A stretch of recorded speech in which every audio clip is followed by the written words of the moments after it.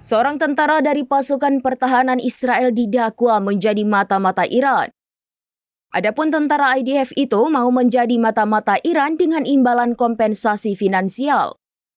Dikutip dari The Times of Israel, Badan Keamanan Shin Bet dan Kepolisian Israel mengumumkan tentara IDF yang membelot itu.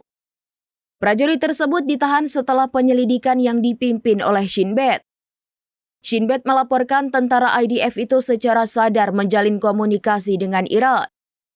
Bahkan tentara IDF itu menjalankan tugas-tugas untuk Teheran, termasuk mengirim rekaman dan lokasi-lokasi dampak serangan roket.